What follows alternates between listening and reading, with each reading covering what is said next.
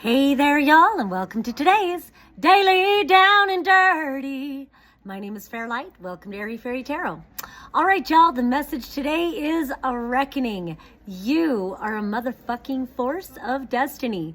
La, la, la, la, la. So I'm using the last unicorn deck, and almost every card is a major arcana. So talking about some destiny today, the first card out is the Star, and it's on its side, which kind of says that you are in an evolutionary process. It feels like a self-discovery where you are starting to recognize your own transparent truth, starting to recognize that you are safe in being your authentic self, and that acquiescence to conformity serves not you, but probably violent, greedy men who want to hoard all the resources and control everything. And women, you know. So that's my take on it. But ultimately, you are a motherfucking star, which is a card of healing. It feels like coming into a deep sense of safety and security, being comfortable in your own skin, and allowing the light of your consciousness to guide you forward. So then we have the Hanged Man and the Death card. And so it feels like the Hanged Man is clarifying the Death card. So Death is a card of transformation, even transition. And it's so funny because often I'll look at the Death card if it's reversed to speak about a long transitional phase, but I feel like they both came out upright, so there's a big strength about it. It's like a definitive transformation that you're experiencing. And with all these major arcanas, it does kind of feel like it's a collective reading, like together we're doing this, but we must each do it individually to really support the collective movement forward. And so with this Hanged Man energy, I feel like it's calling for patience.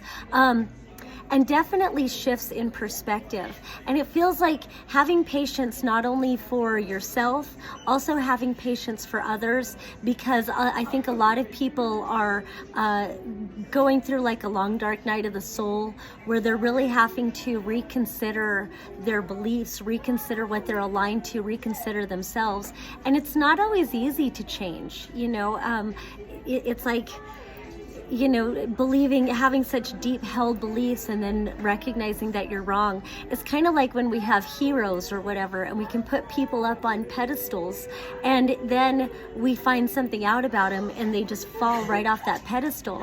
And if you identified so strongly with this hero or whatever, and then they fall, then it's like you have to reconsider yourself. And, you know, you can still love the thing that inspired you about them, but it's also, you know, it helps you to recognize there is no hierarchy. You don't have to put people above you just because you admire things about them. Everybody's a rascal. Everybody has a dark side. We're all good. We're all bad. We're all light. We're all dark.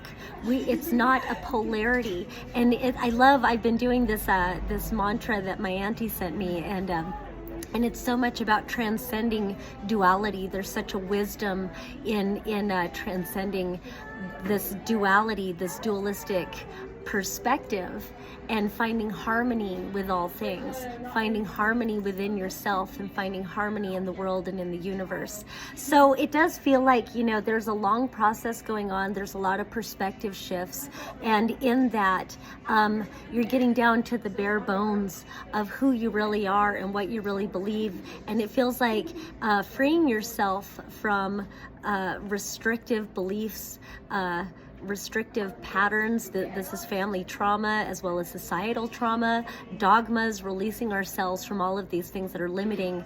And I said it like 1,000 times today, it feels like reality is a construct of the mind. I always want to say it twice. Reality is a construct of the mind. And so you can deconstruct these belief systems, you can deconstruct limiting realities and set yourself free and find greater limitlessness. So then we move over, we've got the Fool with the Justice reversed and the Hierophant. And then also we've got the Seven of Cups over here. With the Seven of Cups, it feels like confusion. Sometimes it can mean like you've got limitless choices, so be very aware of the choices you're making. So with this Fool card, and actually the way it was laid out, it was more like this. So it feels like the Fool, this is a brand new beginning, and we've got the zero here. The Fool is the zero, which represents a brand new beginning. It represents pure potential, pure possibilities. The zero is the great womb where anything can exist. It's the imagination and a brand new start. And I just love the way this is personified. Normally it shows someone jumping over a cliff or falling over a cliff, and this, well, he is about to step over a cliff, but there's something whimsical about it. There's some hard energies with all this transformation and whatever, so I really like the whimsy that comes through with this new beginning. It feels like not taking yourself so seriously. The world is so serious right now, and there's some depth to it all, a lot of pain, a lot of grief, a lot of frustration. And so to find the whimsy of following your own path, it's not that things aren't so serious, although it is that things aren't so serious. It's more about, I did DMT a couple of times, like back in 2020, and both times I was shown the same thing about the spiral nature of the universe and the spiral nature of reality, and that whether you're wanting to affect something within you, or whether you're wanting to affect the reality directly around you, or whether you're wanting to have an effect on world leaders and the ends of the earth, it starts with you and inside of you and those directly around you. For me, it was me doing a mantra of I'm always bringing light in and through my being, and then the next time it was me really focusing on my kids. For you, it's whatever is around you and whatever it is within that you are aligning yourself to, and the more congruent you are with the light of your consciousness, with your deep truth, and also connecting to destiny, what feels like your destiny, whether you feel like you're here to win the Nobel Prize, or you feel like you're here to spend as much time in nature as possible, or you're here to make people laugh and smile, or you're here to flip people off and tell them to fuck off. And it can be all of those things, or it can be any one of those things, or it can be whatever it is true for you. It's just about you aligning to your truth, you aligning to what makes your heart and soul sing. And so as you go on this whimsy, it does feel like with these two cards together, you're walking away from the injustices of the world, with justice being reversed. And so I kind of like how this is playing out, like not feeding into the injustices. Definitely speak your truth and stand up for what you believe in, and stand in solidarity with those who also align to your values. Definitely do that, but it feels like energized moving forward. It's like that Socrates quote, the secret of change is to focus all of your attention not on fighting the old, but on building the new.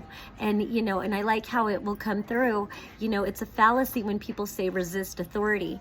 Well, there's a depth to that sentiment.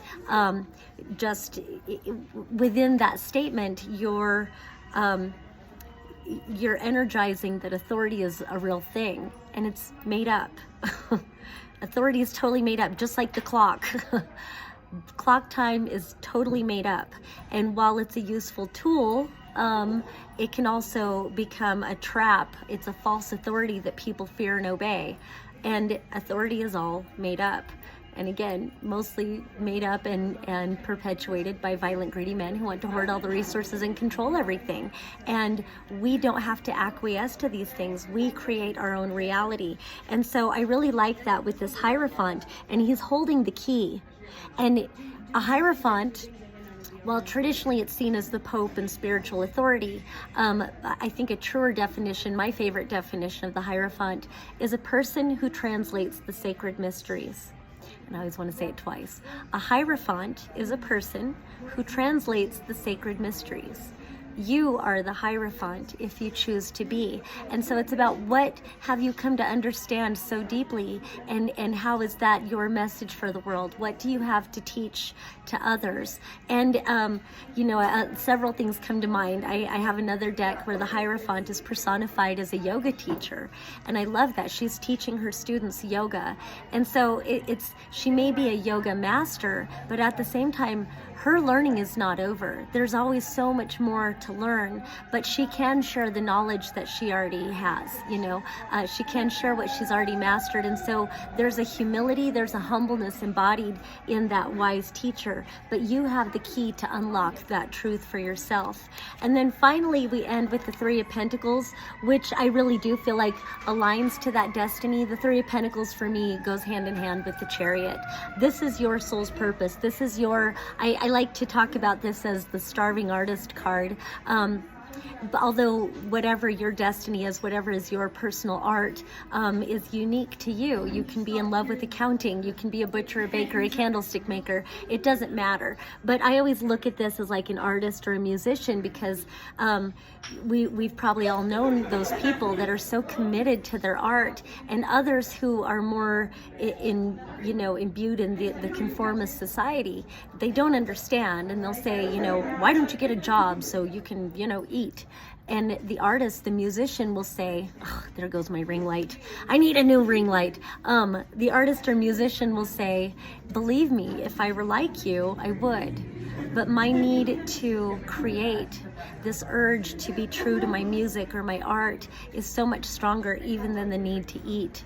And so often when people can go along unimpeded or whatever, people do find success. It's when they get hooked into these outer constructs of reality that they give up on themselves and they give up on their art.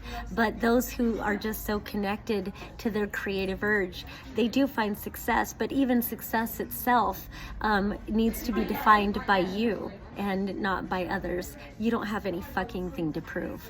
So that's the reading. I've also got this other deck that my bestie Murph is letting me borrow. I guess there were only like 100 of these made. It's called, what is it? It's Cardinal for Guardians, American Samaritans. I don't remember who is the name of the person that made these, but I guess only 100 of these decks were made, so it's really cool that I get to use them for some of my readings until Murph says, okay, I want him back now. Murph also gave me this little shout out to my Murph, also gave me this unicorn deck. And since I'm talking about Murph and I'm waiting for a message to come out of these cards, Murph also is the manager here at Instant Karma. So if you would like a reading and you happen to be in the downtown Asheville area, come on in to Instant Karma downtown. It's a one-stop hippie shop.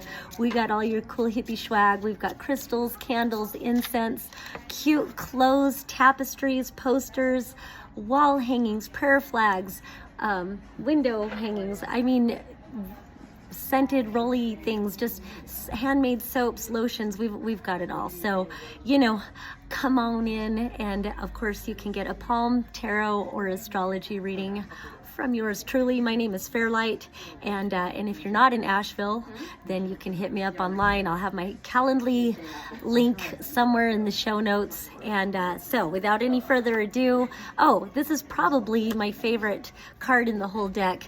Zoltar Speaks. So I had a dear friend named Shenandoah, and one of my besties, he did make his transition into that next reality, but he always had this hanging on his wall. Good judgment comes from experience. Experience comes from poor judgment. I guess this says bad judgment. But, so no regrets in anything that you do. Don't doubt yourself. And as I've said to my kids 1,000 times, well, kids, if this is character building, we're going to be some characters. All right. Once again, my name is Fairlight. Thank you so much for watching. Peace and love until next time.